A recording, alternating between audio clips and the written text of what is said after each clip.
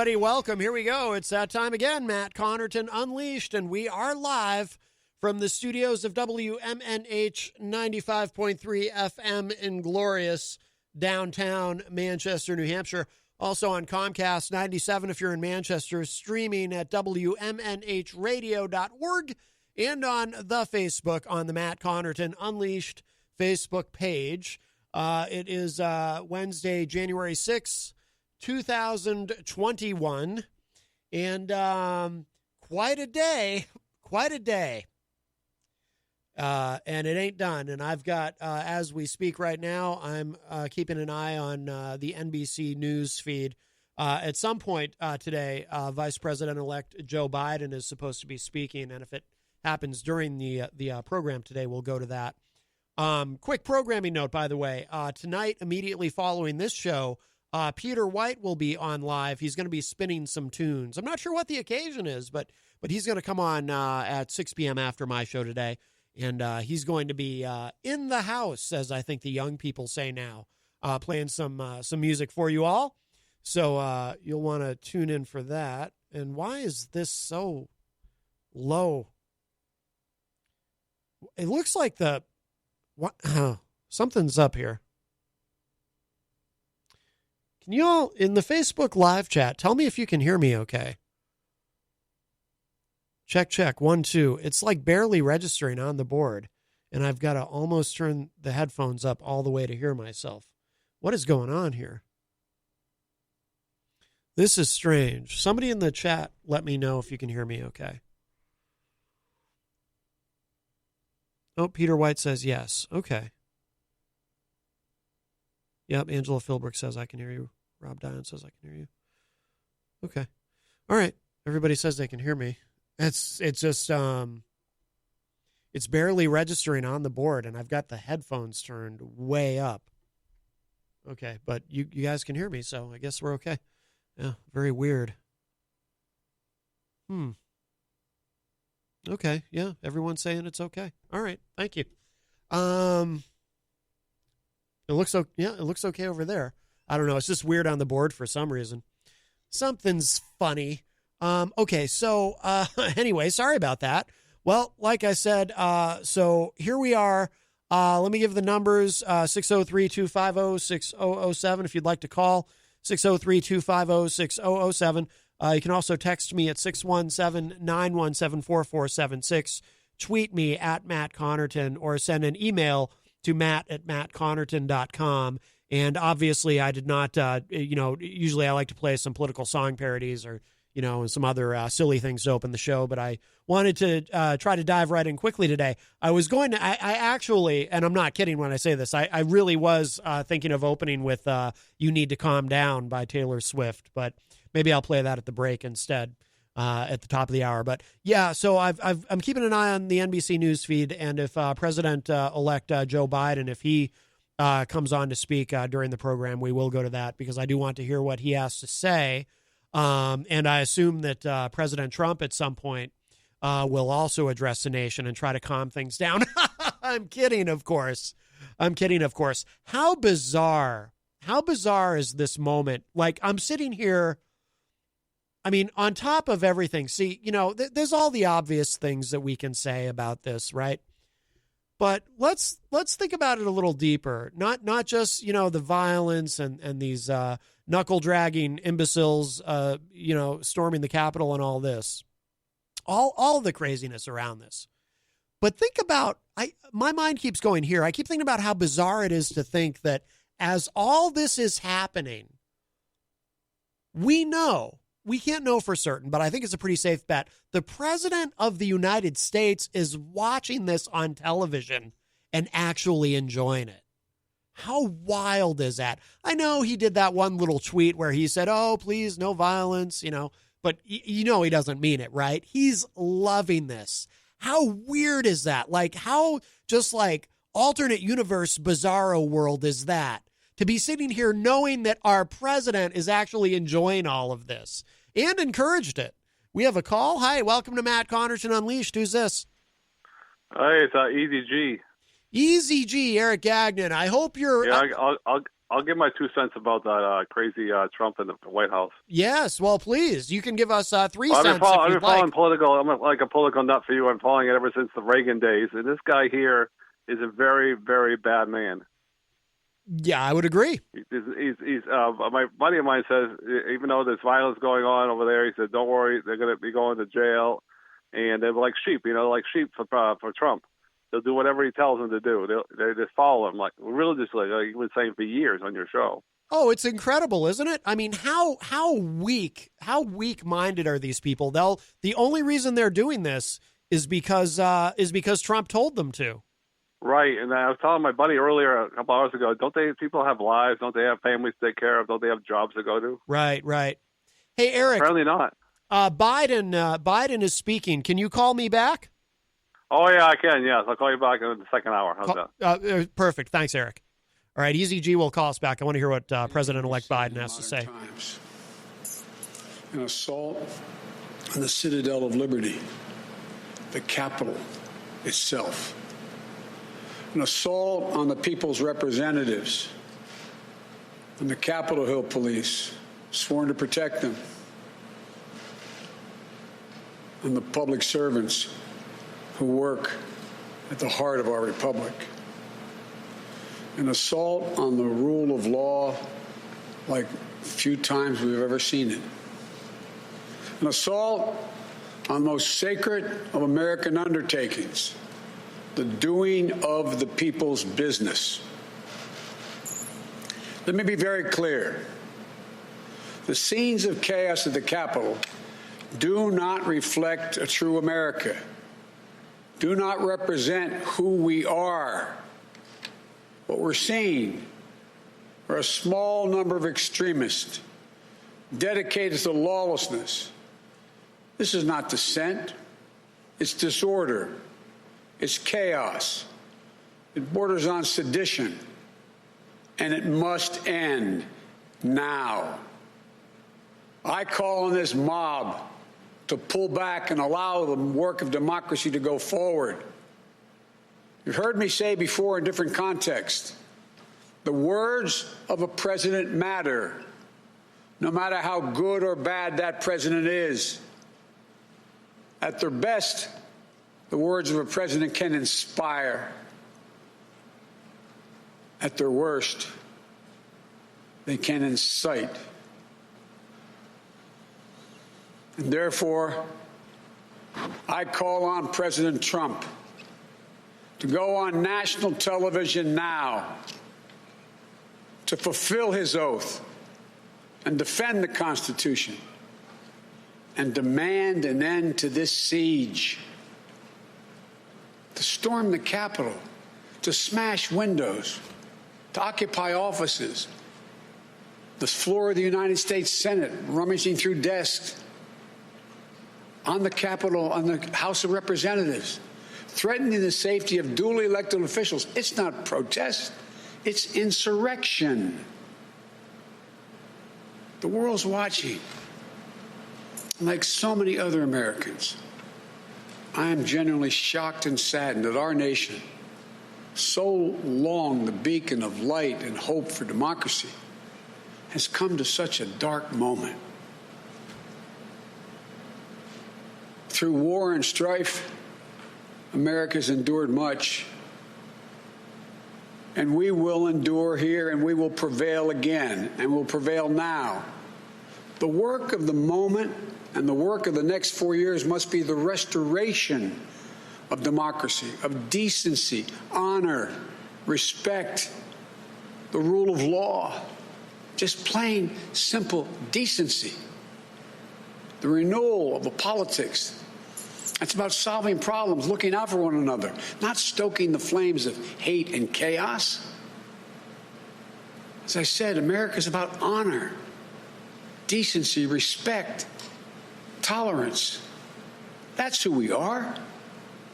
That's who we've always been. The certification of the Electoral College vote is supposed to be a sacred ritual, which we affirm. The purpose is to affirm the majesty of American democracy. But today's a reminder. a painful one, that democracy is fragile, and to preserve it requires people of goodwill, leaders with the courage to stand up, who are devoted not to the pursuit of power, or the personal interest pursuits of their own selfish interest at any cost, but of the common good. Think what our children watching television is thinking. Think what the rest of the world is looking at. For nearly 2.5 centuries, we, the people, in search of a more perfect union, have kept our eyes on that common good. America is so much better than what we've seen today. Watching the scenes from the Capitol, I was reminded, as I prepared other speeches in the past, I was reminded of the words of Abraham Lincoln in his annual message to Congress, whose work has today been interrupted by chaos. Here's what Lincoln said. He said, "We shall nobly save or merely lose the last best hope on earth." Went on to say, "The way is plain, peaceful, generous, just. A way which, if followed, the world will forever applaud and God must forever bless." The way is plain here, too.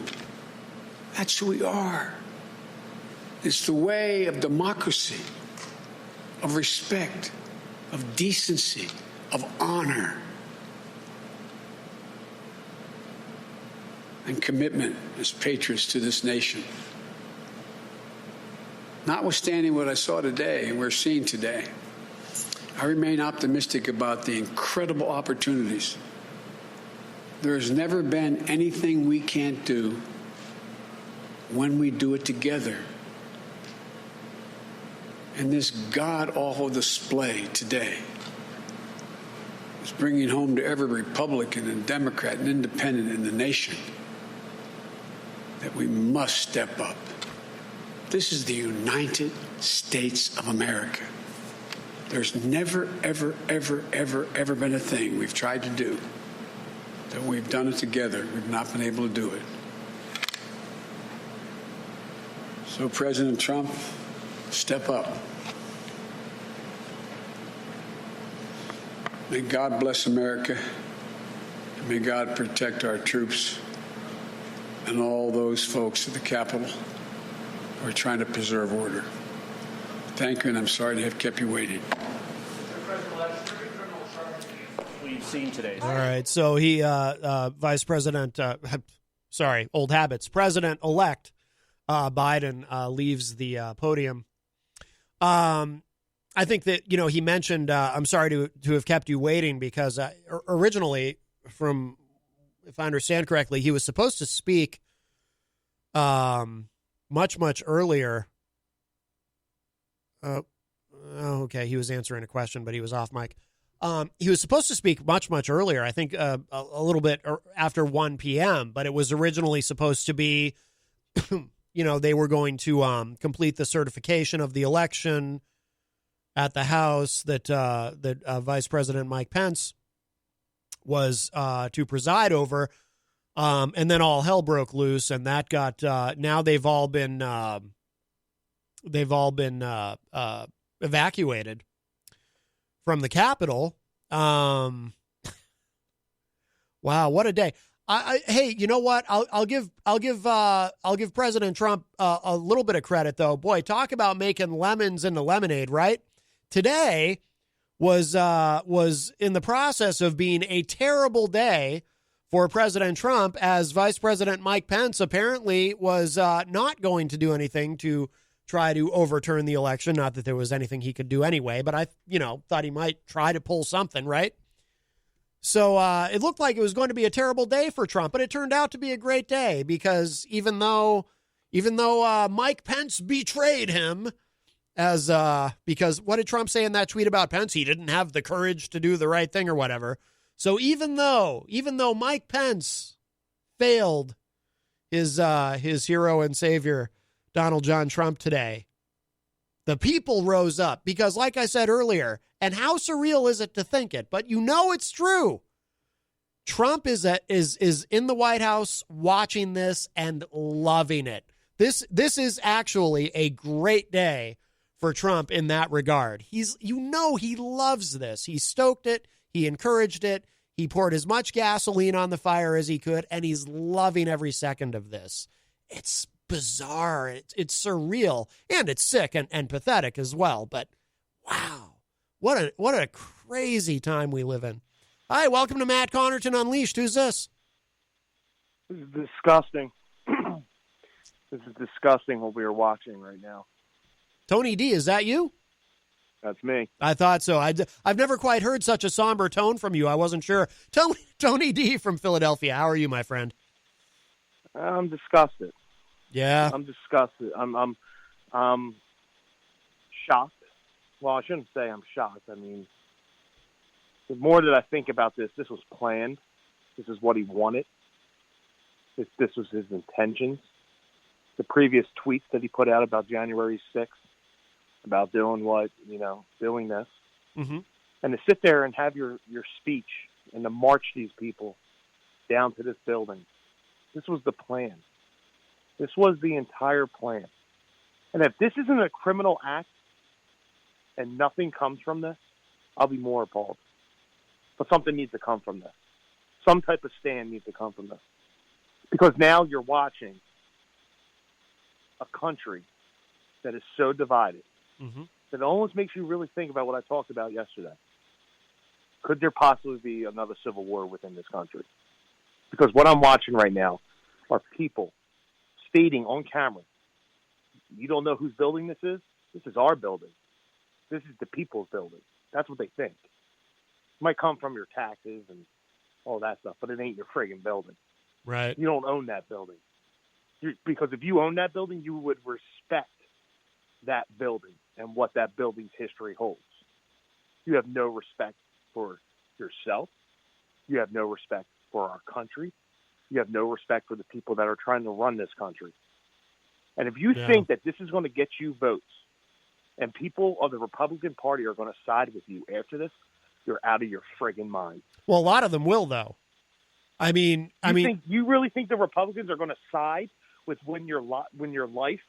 He pretty much put these people's lives in jeopardy. Yeah, but the thing is, I've always thought, though. I mean, granted, there are some Republicans who have said, no, look, Biden won, and we need to certify the votes and whatnot. But then you have the others, and we've talked about them on the show, like Ted Cruz and some others who. And you know what? He's a friggin' joke too with his little speech that he said up there after that speech he said in 2016. Oh, I know. He is a joke. He is. The support that I had for that man is long gone. Right. Gone. Yeah.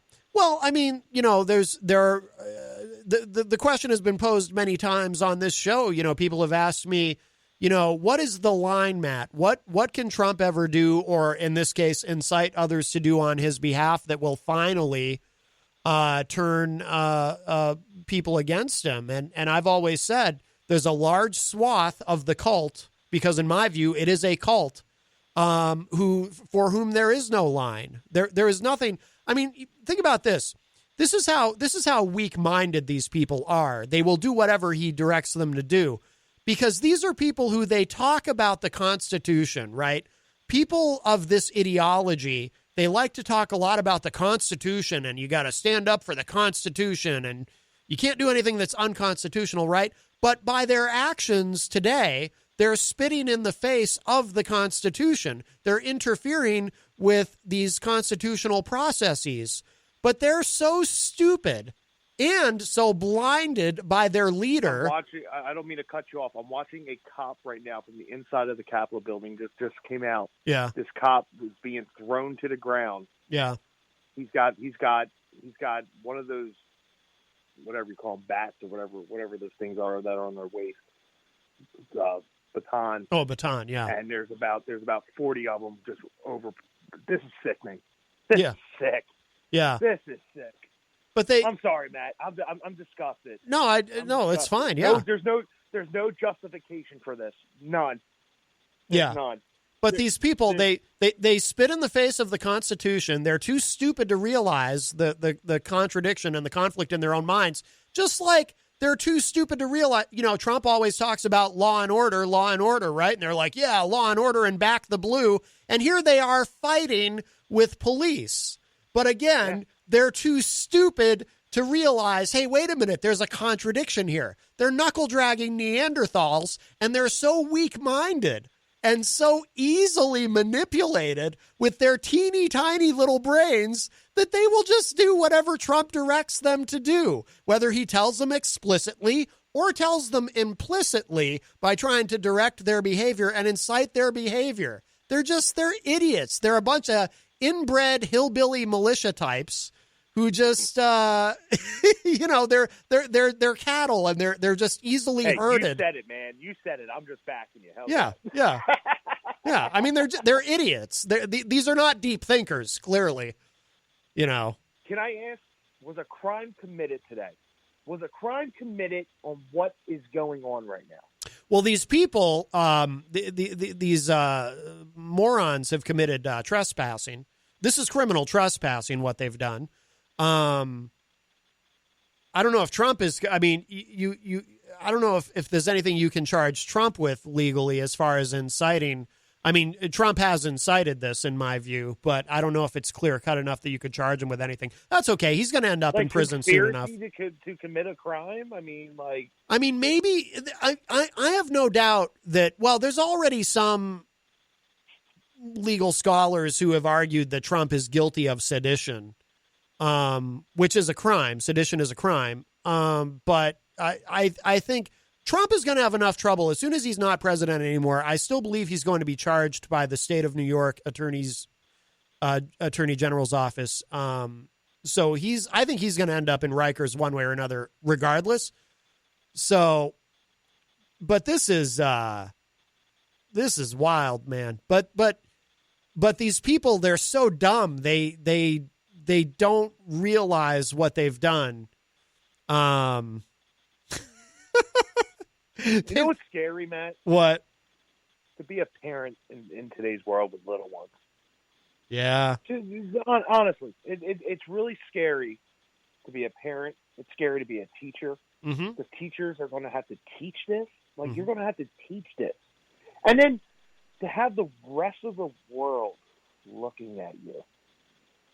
And just looking at you and saying you were the shining star of the world, where everyone wanted to have your type of laws, your type of constitution, your type of voting system, a model for democracy, democracy with a peaceful transfer of power when a new president takes over. The shining city on the hill, as Reagan said. Yeah, that's us. This feels like a third world country, and that's something that you would read. That's coming from, I don't even know a country that, like Iran or something like that, When Saddam Hussein, remember when Saddam Hussein was killed and they went crazy in the streets and they knocked over his statue and they were going nuts over there because they finally got rid of him. And it's like reverse the odds. Like, these people are trying to keep this guy and doing this stuff. And they're over there having a party because they finally got rid of him. They finally got rid of him. It's just sickening, dude. It's sickening. I'm not even doing my show today because I'm staying locked in with you. And I appreciate it. Yeah. I'm just, I'm just so involved with this, with history, first off. And second off, it's just, where do you go from here as an American? You look at this and you go, wow, these people are really in America. I'm seeing a lot of things people posting these people are domestic terrorists. They are. I agree. They are domestic terrorists. Yes. And these people are traitors. Yes, they are. You're seeing that hashtag go around. Hashtag traitors. Yep. And it's now being thrown to the wayside, or not to the wayside, to the front. That that they're traitors. And I saw Rob Dion. He posted 25th Amendment. Everyone's posting that now. Yeah. And, I'm not going to have no soft spot in my heart if something happens down it because you brought it upon yourself. Yep. You brought it upon yourself. And everyone's going back, oh, well, if this was Black Lives Matter, it would be, tear gas and all this other stuff, and then there's no tear gas here. And it's like, well, you can't compare the two. You can't compare the two because both sides are wrong for what they did. None of it was right. Well, I never, yeah.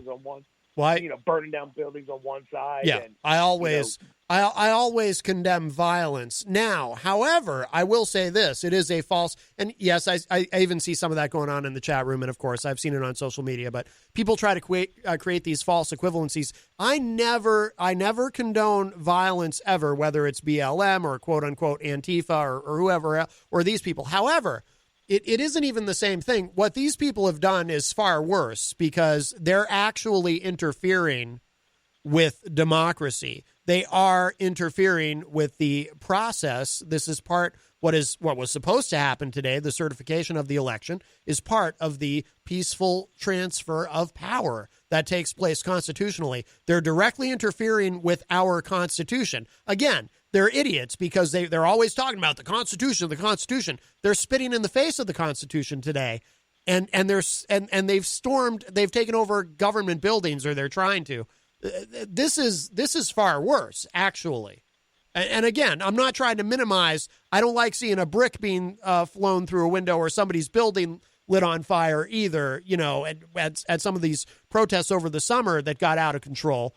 But this is worse. I mean, this is on another level, and this is on a scale that we've never seen in our lifetimes. We've never seen anything like this. Breaking news. Is Trump talking right now? Oh, that's a tape statement. Trump tweets that the election was stolen and tells mob to go home. What? Just posted. He told breaking news. Trump just tweeted that the election was stolen and tells the mob to go home. He tweeted out something about telling the mob to go home and that the election was stolen. Really? Okay. Well, if Trump told them to go home, that's good. Maybe this will finally end because they'll do whatever he tells them. If I'm Mike Pence, I'm walking in that office and I'm going, "What the F did you do? Who the F are you?" That's what I'm saying. Right. Well, you let this go on for this long? Well, here's the thing, though. Now, as Republicans who and we're and in fact, we usually have like Tom Blanchard in the Facebook live chat, for example, is an example of a Republican who supported Trump. But once Trump lost the election, and Tom could plainly see that Trump did lose the election, Tom lost patience with Trump and his whining and all this. And Tom is clearly upset with what is going on today. So I give Tom and other Republicans like him credit. But for those Republicans who right up to this moment, who have stuck with this guy all the way up to this moment, who now, and by the way, a lot of them aren't going to say anything because a lot of them think this is great. But the ones who supported Trump all the way up to this moment, and now all of a sudden they're going to say, oh, okay, this went too far. Nope, sorry, talk to the hand. Too late. I don't want to hear it. Any Republicans who supported him up to this moment and now they're finally bothered by this? No, because they continued to be in the cult. They continued to believe in him. They continued to accept all of his nonsense. They continued to have a full understanding of exactly who this person is and continue to support him all the way up to now. So if you got off the Trump train, even if it was yesterday, you got off the Trump train, good for you. Welcome back to sanity. But any Republicans who just decided today when seeing this to get off the Trump train, too little, too late. They can stay on the train all the way to January 20th, as far as I'm concerned. And I'm saying that because of Mike Pence. Because if Mike Pence decides tonight to issue a statement saying, oh, I condemn what happened today, too late, buddy. I say too late to Mike Pence. He kept us guessing all the way up to today what he was going to do at the certification today. He finally, right before, issued a statement indicating that he was not going to try to subvert democracy in deference to his leader, Trump. But other than that, he kept us guessing. And that's going to get ugly, too. They're going to have problems now for the next 14 days. Well, they are, and Trump's now turned on Pence on Twitter, saying he didn't have the courage to do the right thing and this and that. So, if Pence wants to now say, well, because I don't know what Pence does now, and that will be interesting. Does Pence issue some sort of mea culpa and say, I'm sorry? He won't. But even if he does and say, I'm sorry for coddling and enabling this guy and letting things get this far. Too late.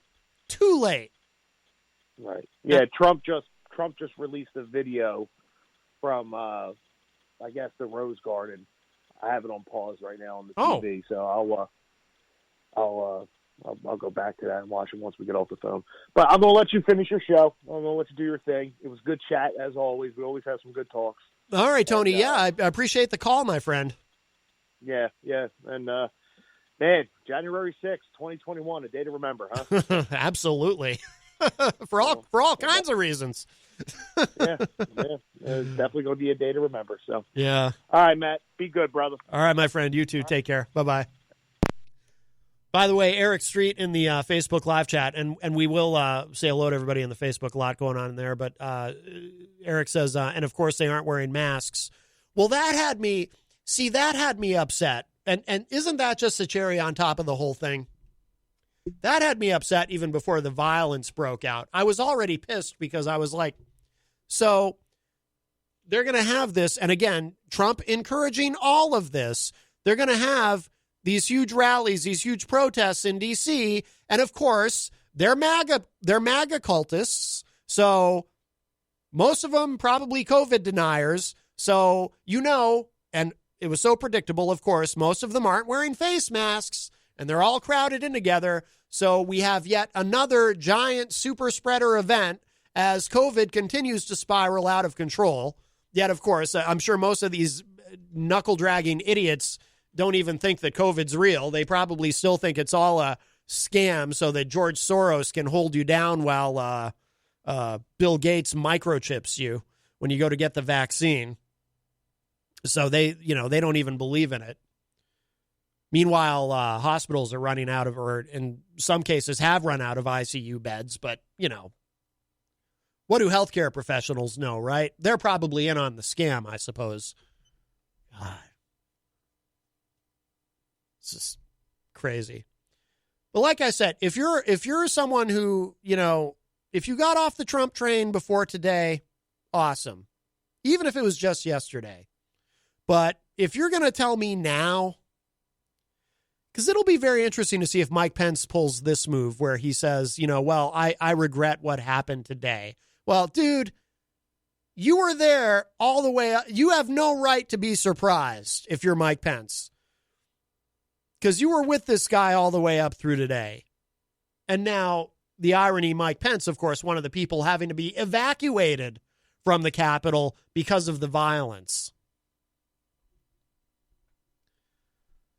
Unbelievable.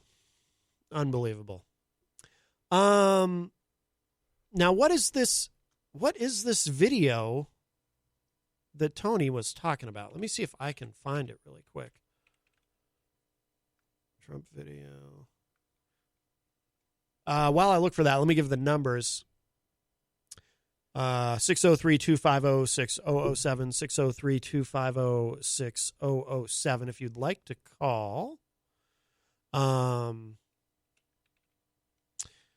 Or you can text me at 617-917-4476, tweet me at Matt Connarton, or send an email to matt@mattconnerton.com.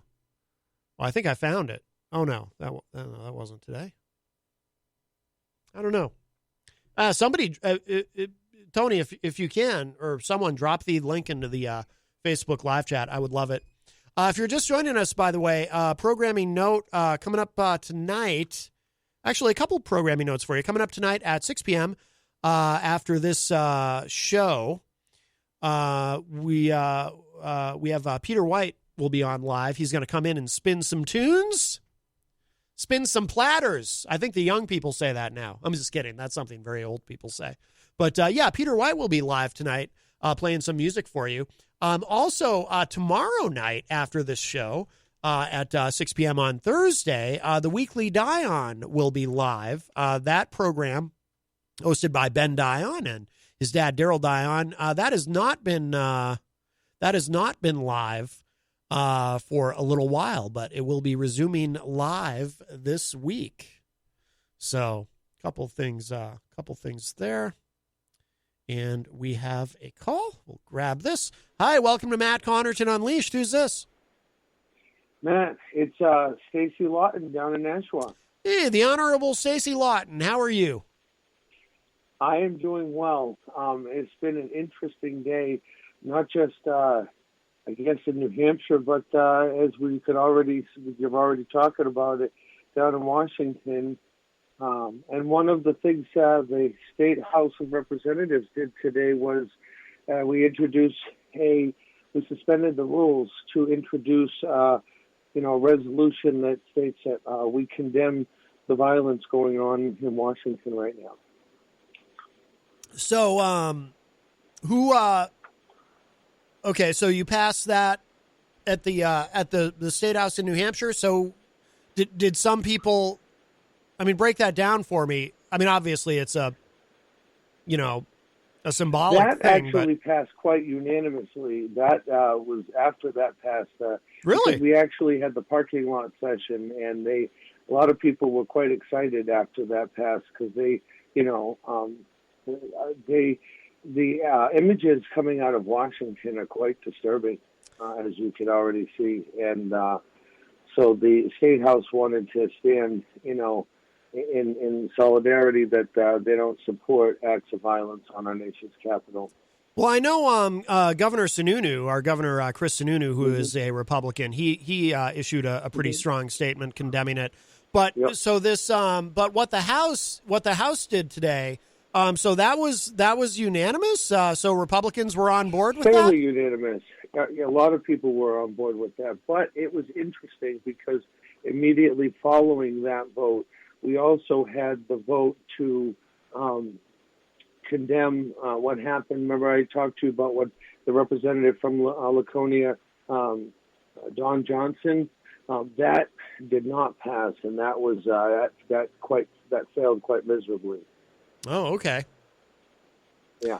Well, can't win. It was quite interesting to see how they supported, condemning acts of violence in Washington, but when it came to locally, they kind of just don't care about this representative who was anti-Semitic.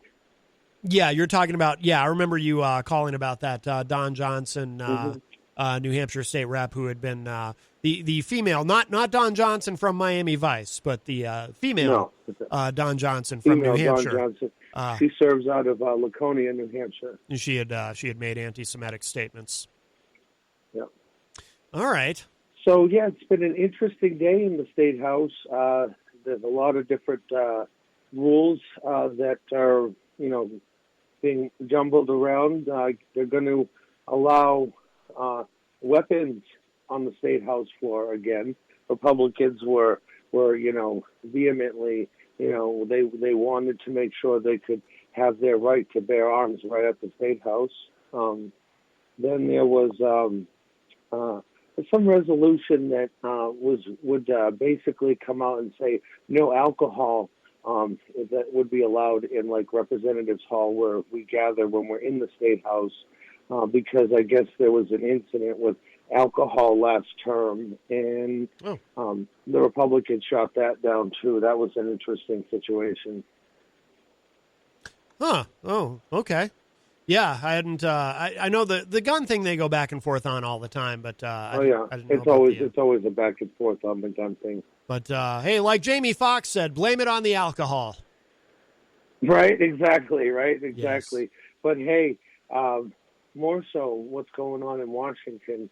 I support peaceful. I've always said this. I always support peaceful, nonviolent protesting, and to see people trying to get their message across by using acts of violence, it disturbs me, and I don't support that in any way, shape, or form. I support protesting. I've done it for many years. Yes. And, there's a way to do it and get your point across and be respectful about it. And I think, harming police officers, harming other individuals, that doesn't answer anything. Right. Well, and like I was saying too, I mean, these same people, who are tangling with the police in Washington D.C., they're the same ones who go around talking about how you got to back the blue. So, but like I say, these are not deep thinkers, and you can't really explain these things to them. Because I've always said too, I support law enforcement and I support Black Lives Matter, and I support the main core of the message that each of them have to say. Right.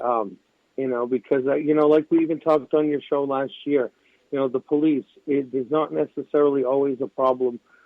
The problem does somewhat come from them, but instead of defunding, I think somebody mentioned instead of defunding the police, matter of retraining and telling them, okay, well, if you're going to train your officers, you need to train them in these methods and these tactics that are safer for our communities. And I think it's a matter of retraining. A lot of times it's not always about defunding the police, because then where is our protection going to be when we need protection? Yep. I agree. All right, Stacie. Well, thank you for the call. Yes. I appreciate it. Yes, and be well, or try to be, and we'll talk soon. All right, Stacie. Thank you. Take care. Bye-bye. All right. Bye-bye. All right, the Honorable Stacie Laughton, recently sworn in, representing Nashua in the New Hampshire State Legislature. Kind of keeping. Let's see if there's anything new here. I've been keeping an eye on the NBC News feed. Volume would help. This debate is supposed to be public as well, and that is an incredibly important feature of the way our government works. And I think that there is also a desire on the part of members of Congress to be seen carrying out their jobs, to demonstrate to the American people that this is what they need to do. And the other thing, Savannah, that I would just add, we're asking for reaction to the president's video. The problem with the president's video, based on some of the people that I have spoken with, is that he doesn't repudiate the basic reality that Joe Biden won the election. Instead, he gives additional credence to what these protesters are here saying has happened. And while he did say that they should leave the building, he did not in any way condemn the message of the disingenuous false message that has prompted them to show up here in the first place. Yeah. So I think there's some concern among members of Congress that what he did doesn't help the situation, as many of them have been calling for, but instead will potentially make it worse. Savannah. That exactly, and that was the reaction, the fast reaction of Congresswoman Liz Cheney, that it did, it doesn't. I'm trying to find the video that they keep talking about, and I can't find it. I'd like to play it if anyone can find it who's watching on the Facebook. If you want to drop it into the chat, I'm for some reason I'm having trouble finding it. But let's see. You know what? It occurred to me that I wonder if maybe these people got confused. When they decided to become a mob and invade the Capitol, they thought that they don't understand that. When we talk about Trump and we say that he talks like a mob boss and behaves like a mob boss, we don't mean the boss of a mob of people. We mean like the boss of a mafia crime family. I'm kidding, of course. There's no such thing as a mafia.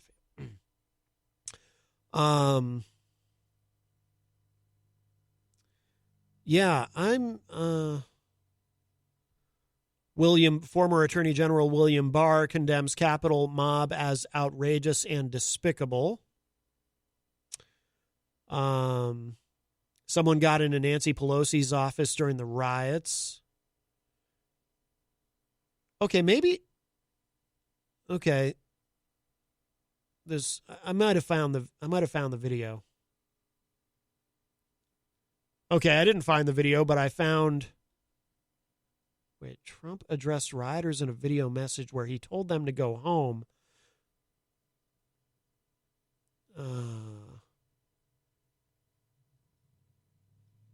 I'm waiting for this to load. I'm sorry, everybody. I know this isn't the smoothest show, but there's so much happening at once. Okay, it looks like I found the video. Let me see if it will play. I hate CNN's website, but that's where I found the video. It has been taped, and we are going to bring that. Are we ready to go with that live okay, right now? This is it. Okay, we're going to go to that right now. Here's a message from President Trump. I know your pain. I know you're hurt. We had an election that was stolen from us. It was a landslide election, and everyone knows it, especially the other side. But you have to go home now. We have to have peace. We have to have law and order. We have to respect our great people in law and order.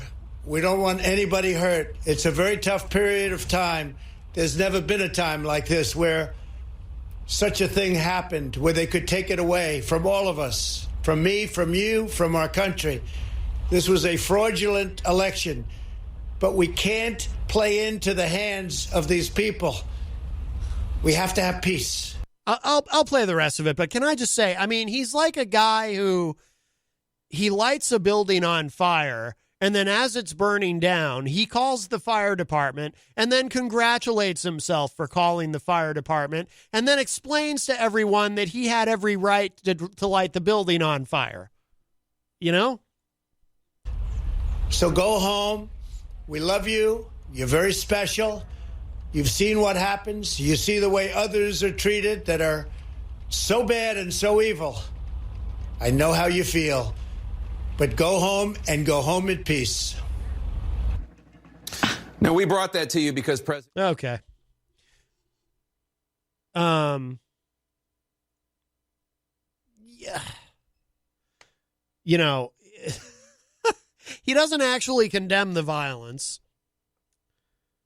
I mean, there may be a part of him that wonders if this whole thing went too far, but I suspect he's been enjoying it. I suspect he's been enjoying it. And what a weird thing that is to think about the president of the United States probably enjoying what's happening in Washington, D.C. Now, are they actually leaving?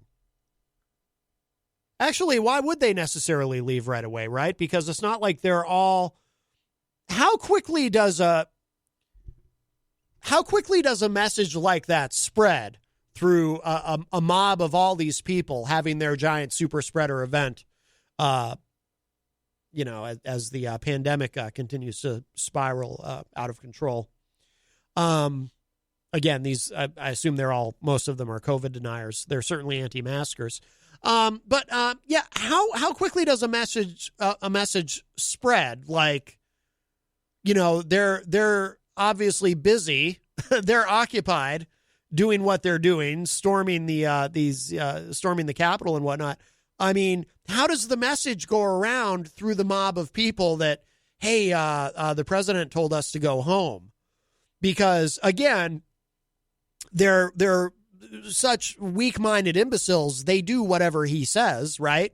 So once they're told that Trump wants them to go home, they'll shrug their shoulders and say, okay, I guess we have to go home now, right? But how do they all get the message that that's what Trump said? Trump probably realizes that, by the way. So I think that Trump probably knows that the message won't actually get to them if they're too busy doing what they're doing. So he's trying to give himself some cover so he can say, well, the dishonest media, they claim I didn't tell them to go home, but I did tell them to go home, knowing that they won't actually get the message to go home. So he thinks that's a win in his mind, right? Oh, God. Well, we haven't done it yet. Let's get caught up with the Facebook live chat because obviously there's a lot going on in there. People have a lot to say. But first, let me give the numbers again. If you're just joining us, this is Matt Connarton Unleashed, and we are live from the studios of WMNH 95.3 FM. You can call us at 603-250-6007. The line is open, 603-250-6007. You can also text us at 617-917-4476. tweet me at Matt Connarton or send an email to matt@mattconnerton.com. And by the way, I mean, those other, I didn't intend to talk quite so much about this, but I did intend to speak about, what Mike Pence decided to do. I was wrong about that, by the way. I did think that Pence would try to find some way to please Trump. And maybe he still had something in mind. I mean, we don't know because the whole thing got interrupted, the certification of the vote. But it sounded like like Pence was just going to go along with the Constitution. He was in quite the precarious position. And, of course, Trump immediately began attacking him on Twitter. But also, of course, the big news out of Georgia, Warnock and Ossoff won those races. So Georgia went to the Democrats in the Senate. That gives the Democrats the Senate. And, of course, they elected Biden president in Georgia. So Georgia's a blue state now. I mean, not really. Georgia's a swing state now instead of a red state. You know, you got to have at least a few election cycles before they'll be actually blue. I mean, we still don't even consider New Hampshire a blue state, even though we usually, Biden won pretty handily here. We split the ticket. We have our Republican governor also won very handily here. There's an update coming from law enforcement in D.C. Let's check this for a moment. To support Metro PD and reestablishing the safety and the confines of the U.S. Capitol. We'll also be working with other federal law enforcement entities that are going to be coming here to the Metropolitan Police Station to add additional support and capability as they continue deliberate planning and looking at how a clearing operation will be conducted. Thank you. And how does this work? This phone? Okay. So I think this is this the mayor? Okay. Evan, you want to say his name? Evan? Yeah, hi, Mayor and Chief Conti. Could you please speak to the confusion surrounding the deployment of the National Guard? We understand that the council put out... The audio's not that great with that. Here's what I want to do. Let's we are going to be coming up against a break in a few minutes, but let's say hello to everybody in the Facebook live chat. Let's see. Tom Blanchard, who I mentioned earlier, he said, he commented that he's embarrassed to be a Republican, seeing what's going on in D.C.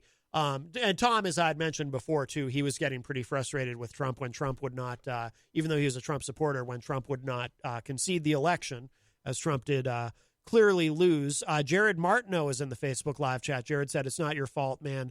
Be easy on yourself. But to them, you're one of them," right? Referring to Republicans. You have to reach every one of them you can grab and get them out of that cult now. That's your obligation. Stacie Laughton, who called earlier, she's in the Facebook live chat as well. Miriam Banish, who is a top fan, says, "I just got home, so I had no clue." Well, you'll have a fun time catching up. It's been quite a day. Wayne Noel, who is a top fan from Michigan, says, "I just got off the phone with some people at the D.C. protest. According to them, some Antifa members dressed like Trump supporters are acting stupid and went into the Capitol building. Their words, not mine." Yeah, okay. Rob Dion says, "I heard they were actually Democrats in disguise." Yeah, I think Rob's being sarcastic. I don't give much credence to that. Oh, and then Rob said, yeah, hashtag sarcasm. Tom says, "Throw him out now. Why wait?" I assume referring to Trump. Well, Trump still has, so let's see, the inauguration's the 20th. So what's today, the 6th? Yeah, Trump's still got, a little under 2 weeks to it will be interesting to see just how much more damage he's able to do on top of today.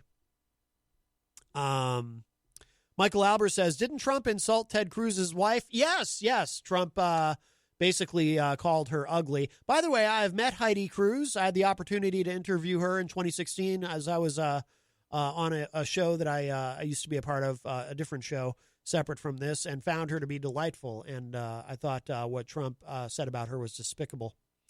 And Michael Albert says, "And he still stands up for him, stands up for Trump. Cruz loves his Senate seat more than his wife."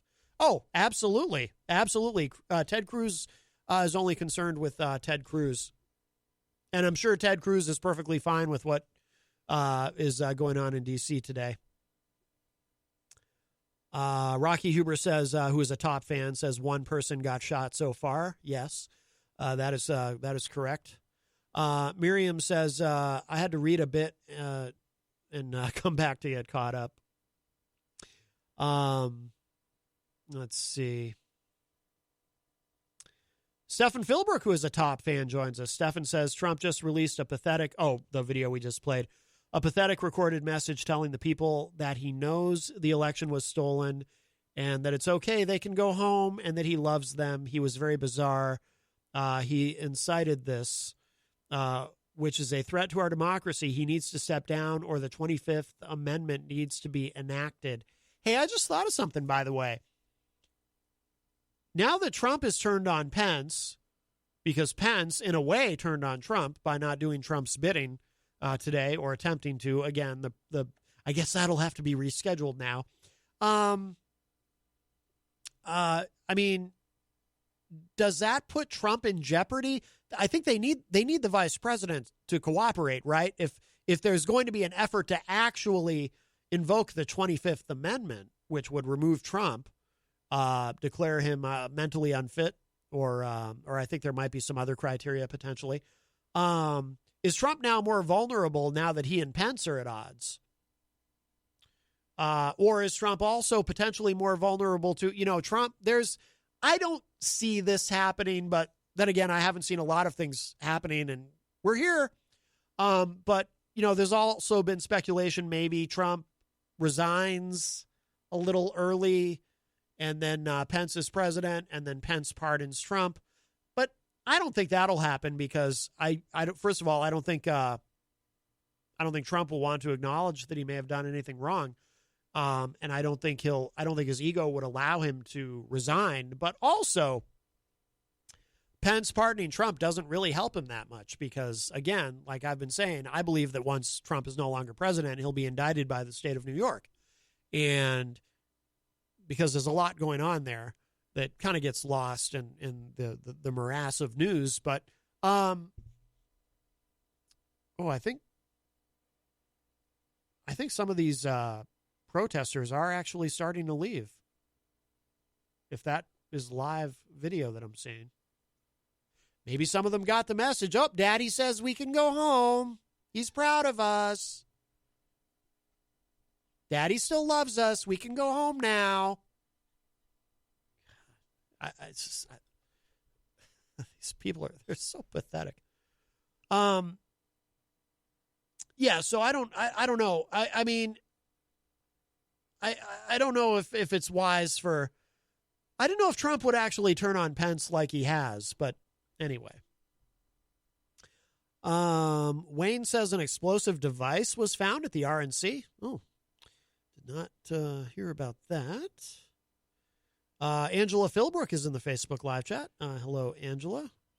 Angela says there are people with full-on gas masks on that probably wouldn't wear a cloth mask in a store because they, quote, can't breathe, unquote. Yeah. Brian Mackey, who is a top fan all the way from Idaho, and host of the No More Excuses podcast. If you're watching online, you can see I've got my hat on. Brian was unimpressed with Trump's video message.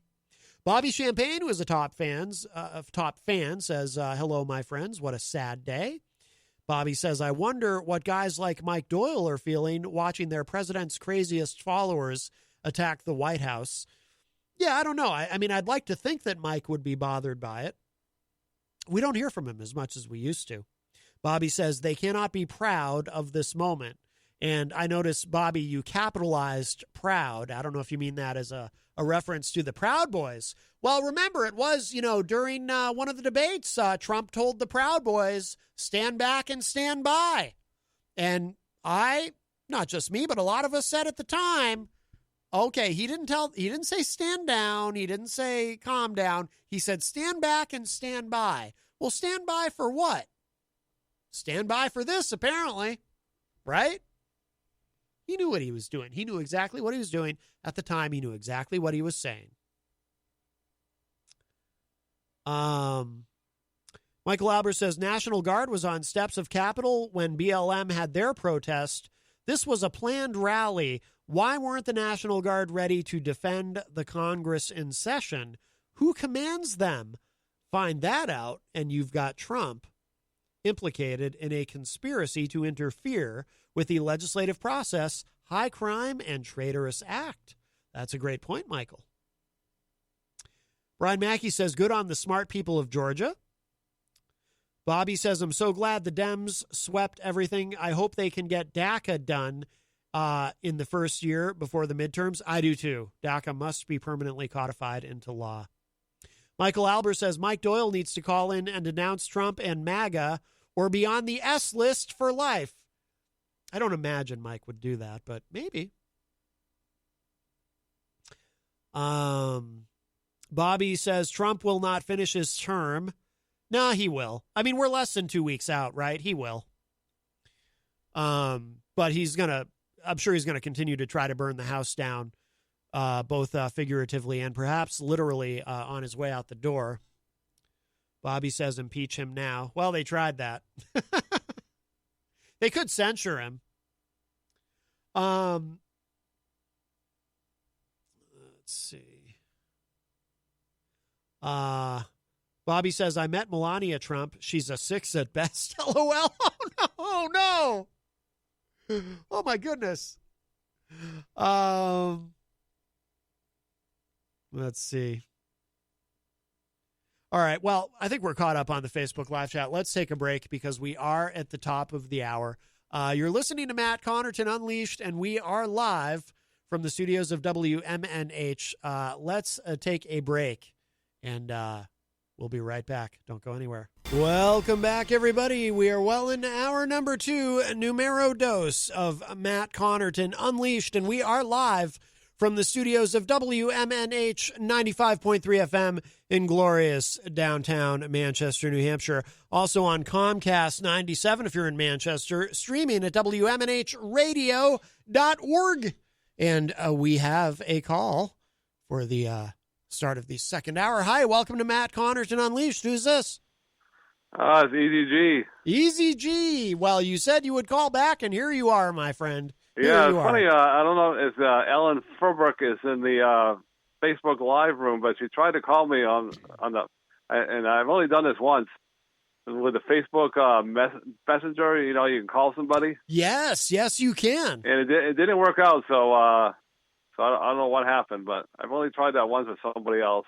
Uh-huh. And I was able to get through to the girl, but I've only done it once, so I'm a little bit lost with the new technology. So is that why there was all that I don't know if Angela is still listening in the Facebook Live room, but her mother tried to get a hold of me. I don't know why. I hope it's not anything serious. Right. Because I am friends with Angela Philbrook, so maybe she can send me a message on Facebook Messenger and let me know what's going on with Ellen Philbrook, her mother. Okay. We'll clear that up later. But anyways, is it possible that this crazy day to have your worst day ever and your best day ever on the same day?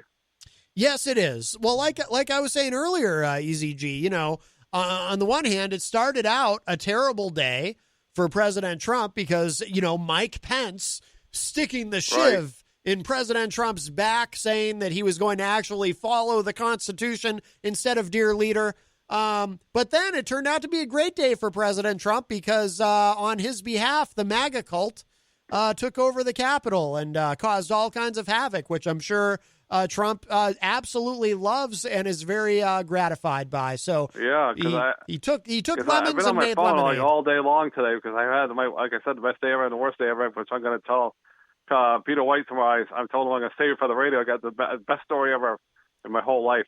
The best story ever. It's making me cry all day long. It's unbelievable. Oh, so I'm gonna let everybody to tune in tomorrow at 8:30 for one of the best stories I've ever been told on the radio. A good story? Oh, it's the best ever. Oh, good. But in the meantime, I guess a good story to tell on your show. Yes. But anyways, we'll start at the beginning because I finally broke the insomnia So thankfully, a couple of friends of mine, I'm going to reach out to another one tomorrow, and I've already reached out to another person today. They told me to listen to some YouTube, some smooth, not jazz, but some smooth, soothing music. So like birds chirping in the background and, rivers streaming down, and it's like a 6-hour video. Oh. So I'm going to see if I can find that again tonight. So I finally slept for 5 hours, which is the most sleep I've gotten from like 10 to 3. Even though it was 3 in the morning, I was so happy to get 5 hours of sleep for the first time in months. Some smooth jazz might help you, though. True, but they're saying I finally broke the insomnia, so I was so happy that so I went on my website and I had the money already in the bank, and I'm going to throw another $150 towards the Relay for Life, and I threw it $350 like at 3:30 in the morning, and I was so happy to do it. Wow. And now I'm going to get a couple of different prizes, but I don't do it for the prizes. I do it because cancer sucks, and right. A friend of mine right now is suffering down in Florida from another cancer surgery. So it's awful news. But good news, I heard from her today. She's doing well, but she's going to have another cancer surgery next week. It's just like, oh my God. Oh, I'm sorry to hear that. Anyways, so then like 4 a.m. rolled around, and I'm saying to myself, God, why does my eye hurt? Yeah. So I just dealt with it for a couple hours. I said, this is crazy. It's 6 o'clock. I'm calling up the overnight nurse at Dartmouth Hitchcock Clinic. They said, you must go to the emergency room right away. So I'm thinking, oh my God, I'm trying to get a hold of Peter White. And maybe Daryl can bring me in. And he didn't get the message. I called him. He just, So I think to myself, who else can I call? And I called my friend, another friend of mine, Emery. And he called me up later. But I said, good news. I'm going to get right from Jay here at the building. I know him very well. He helps out cleaning up the place and shovels, and he's a good guy. Emery's a cool name. I'll bring you to the emergency room. Wow. So I get to the emergency room, Good and for I'm Emery. thinking, oh God, I hope I can be seen soon. I'm in horrible pain, like a 10 pain in my eye. So they finally saw me, and I give the credit to the lady over at Elliott Hospital. She's working under the doctor. She's having trouble with my eye exam because they don't do that on a regular basis, obviously. So anyways, the doctor came in. He says, I'll do it. And he said, everything's working okay. And he said, but the bottom line is you need to be seen by a special eye doctor. Oh. So I said, wow, how am I going to get there? I said, well, maybe I'll get a hold of a friend of mine because I know a ton of people. The lady said, not available till 11. So I said, okay, I'll go to Plan B. So I got a hold of another friend of mine. So he said, I'm more than happy to bring you to the eye doctor is right here on Elm Street. So I went over there, saw a new eye doctor I'd never seen before. And long story short, they like an hour, and the doctor said, well, they said this at the hospital too. You scratched your eye during the night when you must have hit your eye when you were sleeping. Oh, you need those mittens, those little gloves that they put on babies. Oh my God! So they don't scratch themselves. My life couldn't get any more weird. You went and breaking scratched ribs your and eye. spending 2 weeks in the hospital and collapsing in the bathroom and had to get rushed to the hospital. And then I get that link in my heart. This happens. Yes. It's a freak thing, I said, does it happen very often? She goes, you wouldn't be surprised how many times that happens. So she gave me really good care, and she gave me some medicine. So my friend brought me to Walgreens, and I was there for like half an hour. He's just a great friend I've known for many, many years. Yes. He said, I'm grateful to help you today. I said, if I'm available, I'll help you again. I said, wow. Thanks. Wow. And then if the day couldn't get any better, before I left the hospital, I bumped into this friend of mine. I couldn't remember her name. So rotten with names. I said, oh, yeah, another friend of mine, I used to work with the arena. And I said, wow. I said, how's the marriage going? She goes, oh, very well. She goes, I'm due for a baby next month. I said, wow, great news. Great news. Why is that great news for you? That was great news for her. Oh, so for anyway, her. so I finally came home, and I started try to decompose from this crazy day. You started to decompose? That's not good. Next thing you know, the guy that delivers the mail into the door, and I said, wow, what's this? Another Christmas card. I've got like 14 Christmas cards. This is the most I've ever got in my whole life. I guess people just have time to send Christmas cards on because a lot of people just at home trying to be safe. And I opened it up and said, you got to be kidding me. It was from the from Grace Church, a bunch of incredible people that run that parish. Gave me another $50 gift card from Market Basket. So I've gotten 3 of those now. Wow. 2 of them from First Church, and now a third one. My friend says good things happen in threes. I said I couldn't believe that. I mean, between the other good news, which I'll be sharing with the Peter White Morning Show, and believe me, I'll probably be doing this. So make sure you get your tissues ready. It's going to be one of those stories. Wow. I can't wait to hear it. It's like I'm choking up about it. I was crying.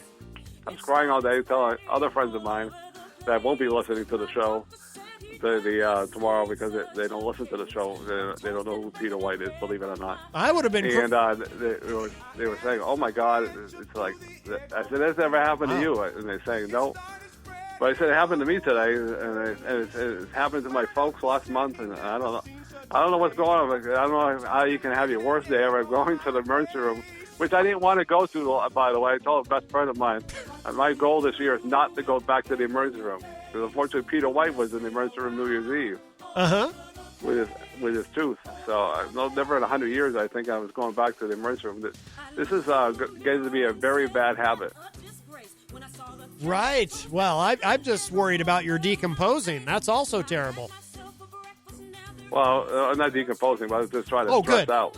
Oh, okay. Well, that's a big. I don't want to be up all night again. Worrying about what's going on with all the violence.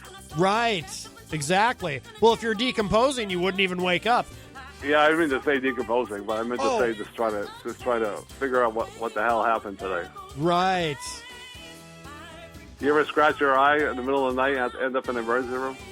Can't say as I have. I know you get perfect teeth, so I'm real jealous about that because I have not had perfect teeth over the years. I've had every problem under mankind that you could have on your teeth. Melanie Fedderson in the chat room says she decomposed once and it's really sucked. Yeah, I didn't mean to say that because I meant to say this trying to figure out why my life is such a mess and why my life is so good at the same time. I can't figure that out. Maybe your life is decomposing. Yeah. Well, maybe I go back to that old story about It's a Wonderful Life. Maybe I do have a wonderful life after all. Right. I seem to know so many people that are willing to help me out, which is great, That's great. Yeah, that guy Emery, he's a keeper. So hopefully tonight going forward, I will be breaking through that insomnia wall that I've been striking out miserably for months. So. Wow. So, because you sleep better, you feel better. I feel so much better today. Well, even though I went to the emergency room. Well, that's good, Eazy-G. We need you to be rested and ready for what I don't know. Right. Yes. So going forward, hopefully I won't be visiting the emergency room or the hospital anytime soon. It's a good thing to avoid. Yeah. Good. I like to stay healthy for at least a couple of months without going back and forth to the emergency room. It's going to be a really bad habit. What's funny, I went to the place to get my eye looked at for the first time ever. And they asked me about COVID. When I went to the LA hospital, I guess they forgot. It was like the good old days. They didn't mention COVID once, and I was there for 3 hours. Wow. You went a whole 3 hours. All they did was tell me to change my mask to a different mask you have to wear when you're in the hospital. Right. Well, to make sure you don't decompose. Yeah, I don't know why I said that, by the way. That's probably going to become good. So you weren't actually decomposing. For years to come. Right. Yes. That's something that ideally you want to put off until your death. Yeah, I talked to a buddy of mine. We were talking politics forever over the years, and he says that he don't think that 25th Amendment will kick in because he says he's got 2 weeks left and they'll just kick him out. Right, and then he'll begin to decompose. But he thinks years from now, he was just being really silly.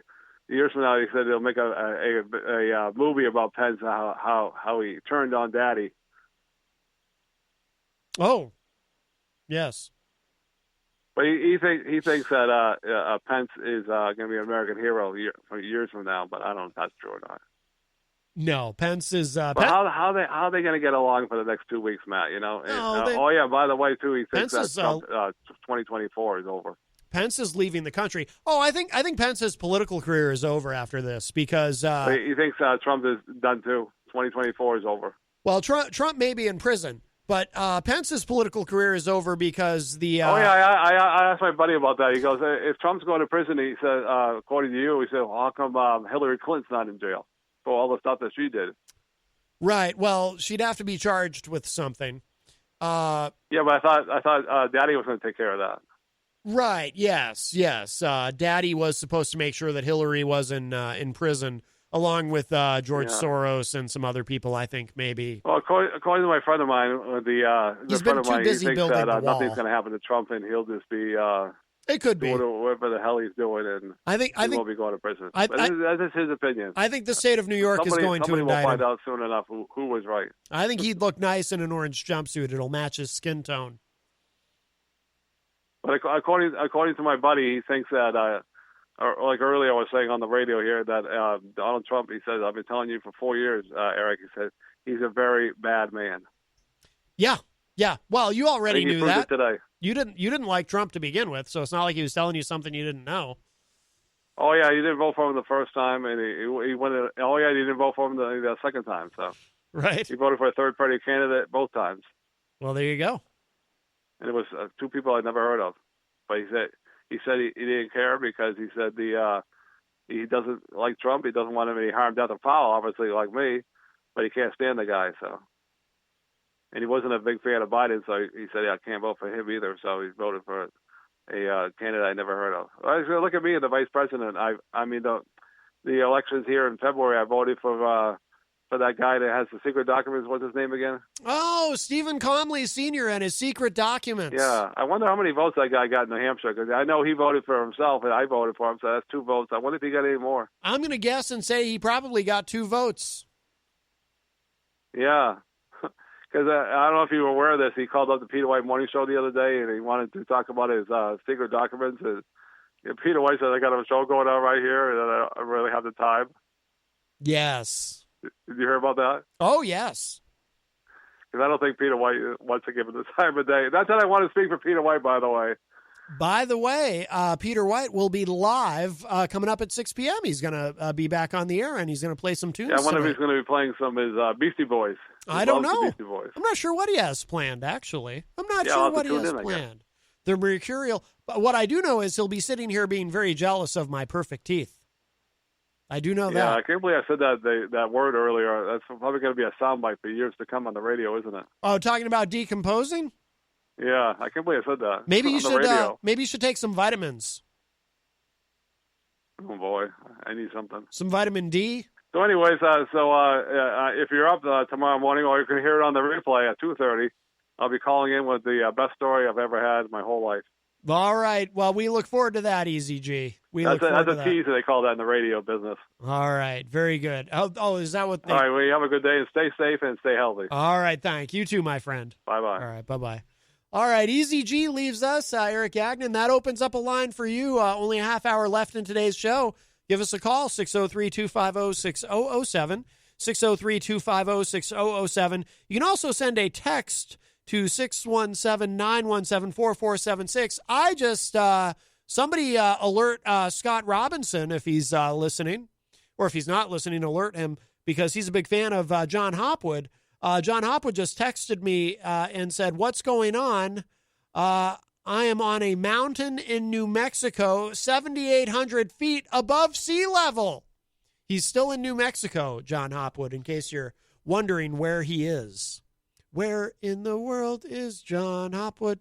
You can also email me, matt@mattconnerton.com. You can tweet me at Matt Connarton. And, of course, you can interact and opine in the Facebook live chat. But the best thing to do, which we would love, if you give me a call at 603-250-6007. By the way, it is Wednesday, which means the Hop Knot is open for business. Of course, their weekend is Monday and Tuesday. The start of their week is Wednesday. The Hop Knot, our wonderful sponsor, they are across the street in the Brady Sullivan Plaza. They have delicious gourmet pretzels.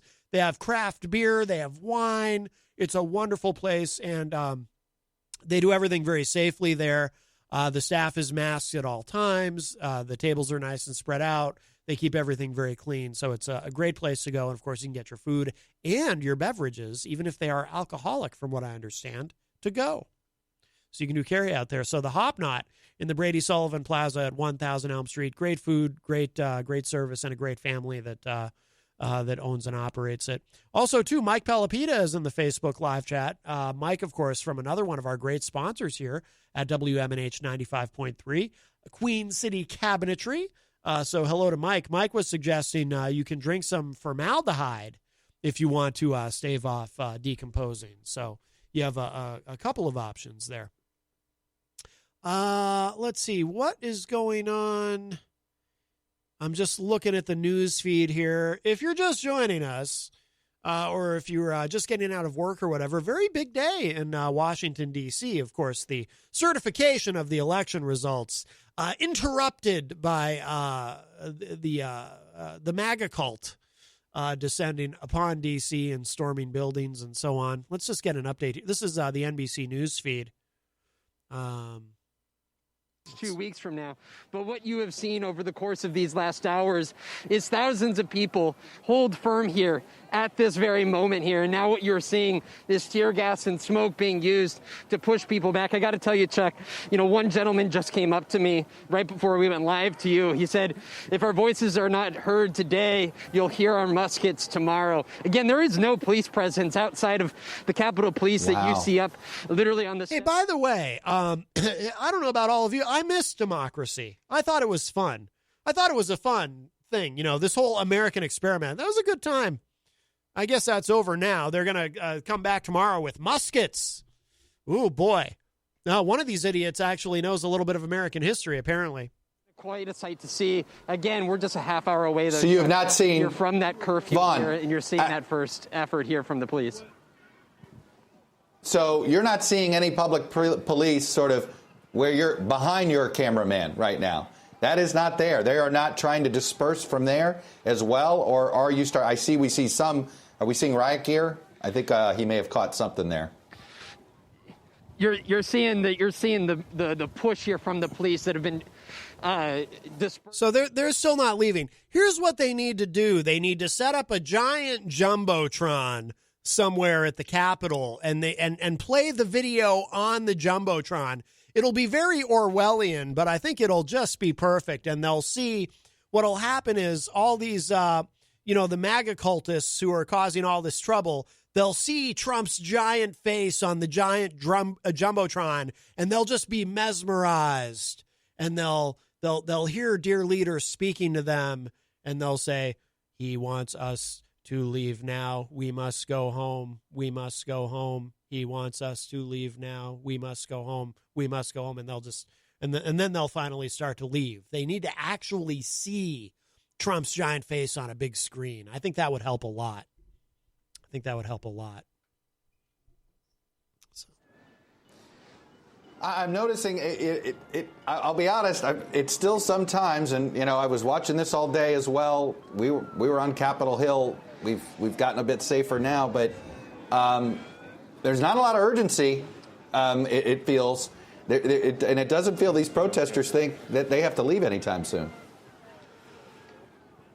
No, the ground was essentially ceded to them here.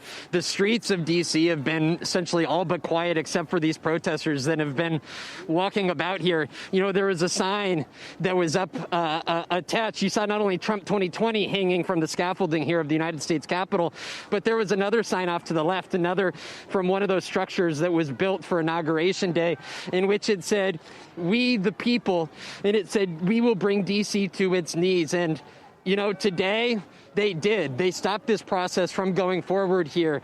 They essentially locked down the U.S. Senate. They locked down the U.S. House.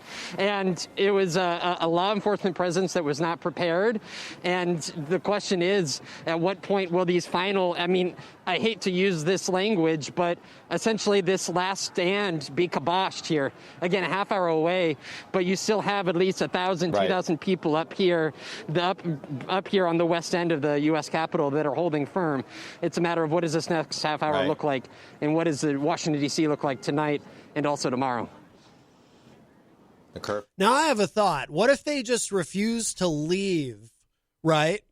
What if they just don't leave, but then eventually, they're stupid enough, they might forget to eat and they'll just die. And then they'll decompose just like our friend Eazy-G. Let's see. We'll get caught up quickly with the Facebook live chat. Eazy-G says, OMG, I love Taylor Swift. That was during the break. I was playing that song, You Need to Calm Down by Taylor Swift. By the way, I also played Welcome to Atlanta by Jermaine Dupri. If anyone was curious why I was playing that song, I wanted to play something about Atlanta because, of course, today in Georgia, the Democrats won, thus giving the Democrats control of the Senate. Kamala Harris will have to be a tiebreaker, of course, in those votes, I would assume. Hi, welcome to Matt Connarton Unleashed. Who's this? Oh, my God. I love Taylor Swift. So does Eazy-G. I hope you're not decomposing, Paulie C. I've converted to a whole new genre of music. Wow, that's exciting. Paulie C from Retro Spectrum Radio with Paulie C. And we'll be returning live this Friday night. Am I correct? Yes, that's right, Matt. You and I and the great Dan Randlett will be discussing celebrity deaths of 2020. Very nice. I look forward to that. Yes, I've already gotten together 20 songs by 20 musicians that died in 2020. And wow, I didn't even realize I did it that way. But yes, 20 musicians who passed away in 2020. Wow. And 20 and 20. There were many, many more, but the 20 that I picked out were the top 20 most popular ones, which is amazing. This year was just as bad as 2016 with all the huge passings that year, like David Bowie and Prince and just so many countless other famous people who died. 2020 was just as bad. Yes, absolutely. Leslie West just died. Did he die in 2020 or did he make it into the new year? No, he died in 2020, and he's one of the songs that we'll be featuring. Mississippi Queen by Mountain. Yes. Great song. Great song. Oh, very good. Yeah. And so many other big names will be discussed this Friday night, Matt. This Friday. On you-know-where, Retrospective Radio, right there in that very chair you're keeping warm for me right now as we speak. Yes, I am. I'm keeping this warm for you, Paulie C. Well, first for Peter White. Peter's going to be on live tonight. Did you know that? No, he's going on live tonight? For what? Yeah, what's he up to? At 6 p.m. He's going to be playing some tunes. Oh, he's just coming in to jam? Yeah, he's just going to come in and play some music, I guess, kind of do the DJ thing, old school. I'm not sure what the occasion is or if it's just something he had an urge to do or what, but I don't know. Maybe he's afraid to go home because there might be MAGA cultists out in the streets causing havoc. I don't know, but yeah. Did he get married? Did he get married? Yeah, I'm just trying to think of a reason why he'd want to get out of the house tonight. I don't know. I don't know if he did. I know he's been married. I don't know if he got remarried, but yeah, I don't know. Yeah, honey, I'm going down to the store to get some cigarettes. Don't put on 95.3 while I'm gone. Right, exactly. I won't be on the air tonight. Right. Yeah. All right, Matt. Well, I look forward to hanging out with you at Retrospective Radio on Friday night at 8 p.m. All right. Looking forward to it, my friend. I'll see you then. All right, buddy. All right. Take care. All right. The great Paulie C. And, of course, you can also hear him very often on The Morning Show with Peter White, which is live weekdays, 7 to 9 a.m. with a replay from 2 to 4 p.m. right before this show. And apparently tomorrow morning, Eazy-G will be calling in with an incredible story. Let's see. There was, yeah, this just made me chuckle. Melanie Feddersen in the chat room said people are trying to overthrow the government, but what's going on with Eazy is more important, I guess. Oh boy. And there was also some talk of Eazy-G's tablet. All right. Let's get a little update the here. U.S. Capitol. Yep.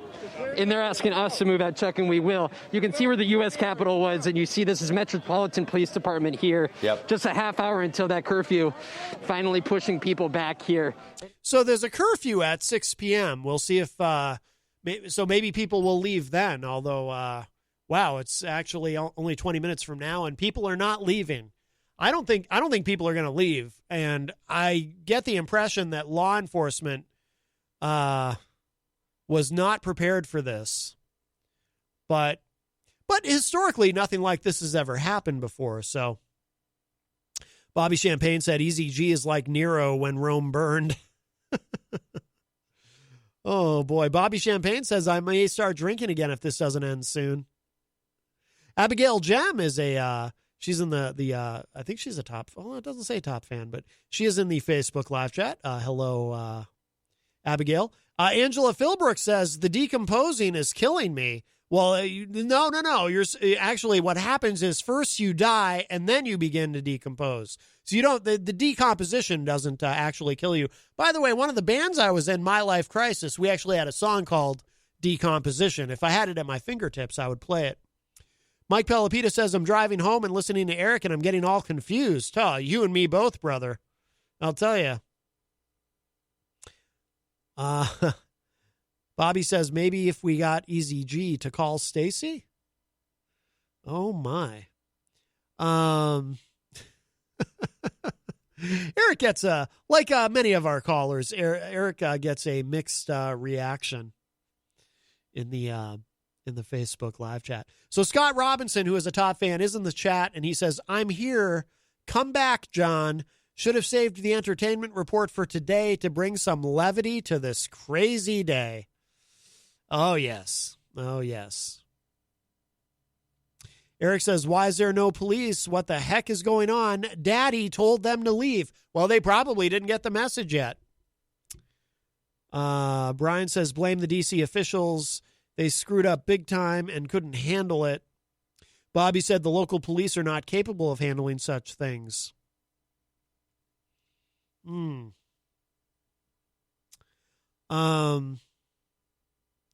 Rob Dion says there's a reason why they weren't given backup, and that needs to be investigated.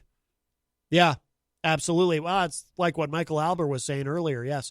Oh, Eazy-G says Retro Spectrum Radio is the best. Yes, Eric is a big fan of Retro Spectrum Radio, Friday nights here on WMNH. I look forward to that. Yeah, there's a lot in here about the police response or lack thereof. Yeah, I think I don't think anyone expected it to be this out of control. But, these folks, they just can't stand the thought of an America without Donald John Trump as president. By the way, so we mentioned it earlier,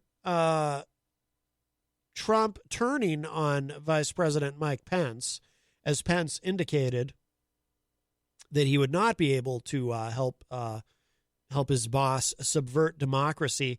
The Independent reports Trump attacks Pence as Washington, D.C. erupts in chaos. By the way, this is one of the elements about this whole thing that is kind of fun. I do enjoy watching Trump attack Pence.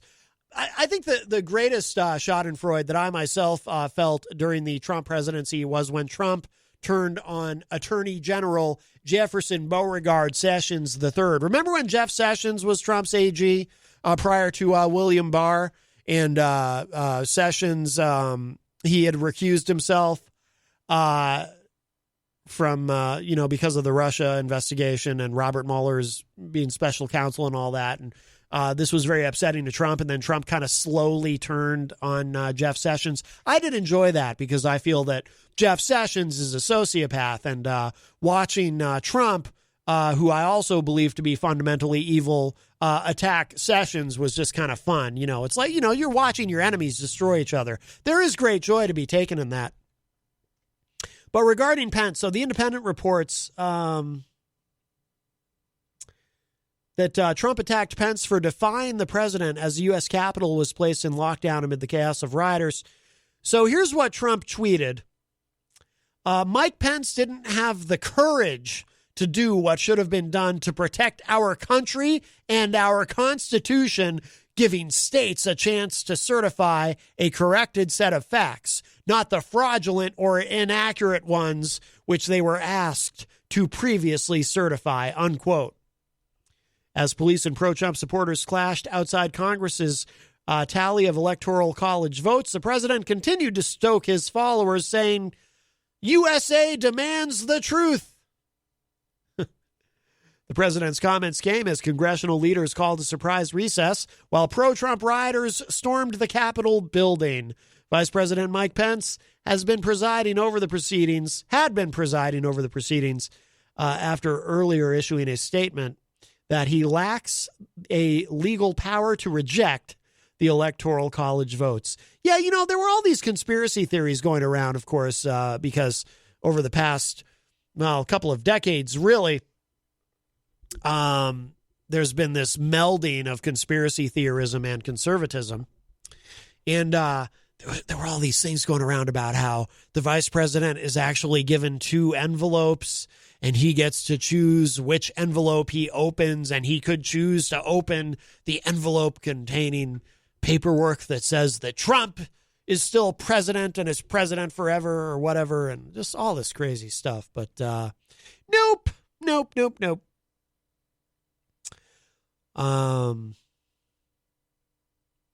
We did want to, how much time do we have? We only have a few minutes left. Well, I wanted to talk about Georgia, but that deserves a deep dive, so we might save that for tomorrow. But thehill.com is reporting that, now it's always interesting to me to see how Republicans, when they do decide that maybe they need to kind of sort of very weakly and meekly and timidly and carefully kind of a little bit stand up to Trump, it's always interesting to me to see how forceful or the lack of forcefulness in terms of how they do this. So today, with today's events, thehill.com is reporting that GOP lawmakers plead for calm and urge Trump to help restore order amid the violence in the Capitol. Let's see, it says here, Republican lawmakers called on President Trump to restore order Wednesday as the president's supporters breached the Capitol, halting Congress's review of the Electoral College results. House and Senate lawmakers had met in a joint session of Congress to certify the Electoral College votes showing President-elect Joe Biden's win, but pro-Trump protesters stormed their way into the Capitol during the congressional gathering in which Vice President Pence was present. Pence and other lawmakers were evacuated. Florida Senator Marco Rubio tweeted Trump that, quote, "The men and women of law enforcement are under assault. It is crucial you help restore order by sending resources to assist the police and ask those doing this to stand down," unquote. Oh, boy, that's some tough words there from Marco Rubio. It is crucial that you help restore order. Marco Rubio, he's I'll tell you what, very, very courageous guy. I remember when Marco Rubio, he used to be very much in favor, prior to 2016, he was very much in favor of immigration reform, comprehensive immigration reform here in the United States, and was actually part of a, the Gang of Four or the Gang of Eight or whatever, Gang of 12, this bipartisan group of senators who were trying to get something done. And then he woke up one day and said, oh, that's right, I'm supposed to run for president in 2016. And all of a sudden he wanted nothing to do with immigration reform, because you can't, apparently it occurred to him, you can't win the Republican nomination by being pro-immigration. So very, very courageous individual there, he said somewhat sarcastically. Let's see what some of these other, I'm sure, very forceful Republican rebukes are of today's events. Again, this is from thehill.com. Republican Representative Mike Gallagher of Wisconsin told CNN that he hasn't, quote, seen anything like this since I was in Iraq in 07 to 09. The president needs to call it off. Call it off. It's over, unquote. Let's see. Oh, this one will be very interesting. Senator Ted Cruz, or Jughead, as John Hopwood likes to refer to him, who is a leading challenge in the Senate to challenge the election results, called for peace after the violence broke out Wednesday. He tweeted this: "Those storming the Capitol need to stop now. The Constitution protects peaceful protest, but violence from left or right is always wrong, and those engaged in violence are hurting the cause they say they support. That's not bad. Pretty direct. I mean, Ted Cruz, the bootlicker that he is, I would have thought he'd include there something like, I understand you want to help our wonderful and amazing president, but please, the president called for law and order after the Capitol was breached, but did not explicitly condemn the demonstrations.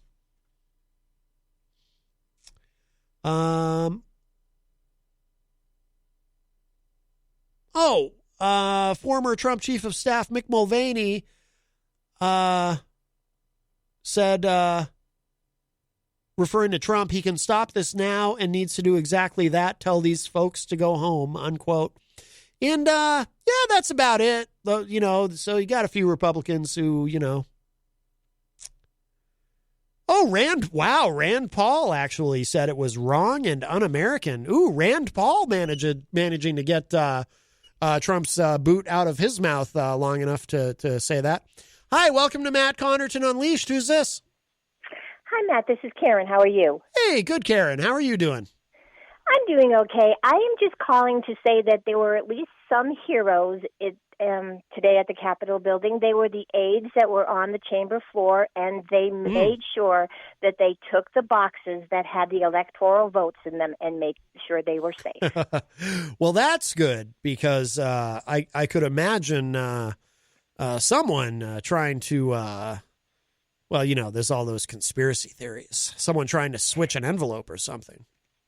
Well, actually, when they interviewed one, and they said what they were afraid of is if they left them there, got out and left them there, that they would be burned.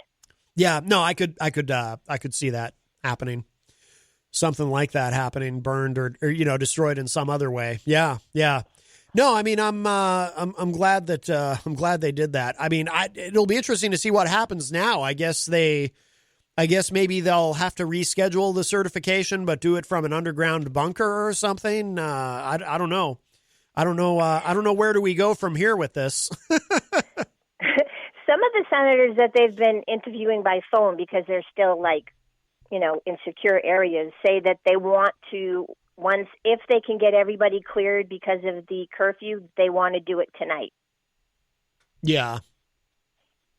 Well, that would make sense, I suppose. Yeah. So I guess what I want to ask you then, all those that were going to oppose it, are they just going to say, no, okay, it's over with. He's Biden's the president now. Let's go home. No, I assume that the senators like Ted Cruz who were lined up to, I think there's 13 of them, right, in the Senate, and something like over 100 of them in the House. But I think the senators who were planning to oppose Biden's victory and the certification, I imagine they'll hold firm, because while it might be tempting to say, yeah, let's just do this and get out of here before we're in any more danger, I think that their loyalty to Trump will remain intact, and which is really just a loyalty to themselves and their own political futures. They know that, I mean, the Republican Party is largely Trump's party now. And that's why they're so loyal to him, even though they know that their effort to try to overturn the results will fail. So no, I imagine they'll stay the course, and they'll continue to try to, because they're going to look weak, if they back down now, right? I mean, in their own estimation. So, but we'll see. Yeah, well, I think they would look intelligent, but that's just me. Right. But to the base of their party, they would look weak. Like they didn't do enough to protect Daddy. That's true. Well, I just wanted for everybody that was listening, it's still going to go through. The electoral votes are safe. So they're calling it a victory as far as the fact that they got into the Capitol building, but their victory isn't 100% because they didn't get what they went in for. Yeah. And that's a good thing. Definitely. Definitely. Okay, well, you have a great night. All right, Karen, thank you for the call, my friend. You too. Take care. Bye-bye. Bye-bye. All right, Karen leaves us. If we do have time for a quick call, I know someone else was trying to call in. Caller, you can try again if you want, but it will have to be very, very quick. And this is probably that individual. Hi, welcome to Matt Connarton Unleashed. Who's this? Hi, it's Kojenwa Moitt from Zebra Public Relations. How are you? Hey, Kojenwa. Good. How are you doing? Oh, it's so good to talk to you. It's been at least 6 months to a year, I feel like. It's been quite some time. Unfortunately, we're almost out of show. it's Oh my God! I'm so glad you were live. A few of my friends have been going live. We've just been here dissecting the state of events, the state of affairs. Yeah. What a total I'm just horrified, actually. Oh yeah. Oh, absolutely. Absolutely. Yeah. My dad's a professor of history, lives in Richmond, Virginia. He said, you know what? The Virginia military knows what's up because, of course, they were the ones in Richmond that had basically put an end to the Civil War, and here they are again. We're no different than those of us who were around during the close of the Civil War. Right. Yeah, absolutely. I know it's wild. It's wild. Well, Kojenwa, I appreciate the call. Unfortunately, we're out of time. We're coming up on 6 p.m. So I gotta go. But I hope you'll call back another day and call a little earlier because I'd love to chat with you more. Let's do it again. Let's definitely do it again. Love that you're going live, Matt, and I will definitely call and we'll have a chat. And maybe you can come on my show sometime. Oh, I would love that. That would be like old times. Yeah, I would love that. Absolutely. Count me in. Count me in. We'll do that. Definitely. Awesome. So much more to come. Talk soon. Stay safe. All right, my friend. You too. Take care. Bye-bye. Take care. All right. Well, we are out of time, so everybody stay safe. I'm sure everybody will be keeping an eye on the news tonight. And don't go anywhere. Coming up at 6 p.m., Peter White is going to be here playing some tunes. I'm not sure what he has in store, but I look forward to hearing that. And I think to close out, I'm going to play. I started to play this song earlier during the break, and I ran into an issue, and now I'm trying to find it again here. Where did it go? That's so weird. Why could I find it before and I can't find it now? I think I'm just flustered by today's events. Let's see. I'm being told take my time. I'm just frustrated with myself because I had it. I had the song. Where'd it go? I swear I had it. And Brian Mackey commented in the Facebook live chat. He said, "Great. Oh, I think I found it. Is that it? No? Why does it say error? All right. You know what? I know where to get it. I know where to get it. I have to play the song. I wanted to play this in honor of what happened today in the election in Georgia. And that is, here it is. All right, here we go. A little Ray Charles to wrap up the show today. Some Georgia on my mind. And stick around. Peter White's up next. I'll talk at y'all tomorrow. Bye, everybody.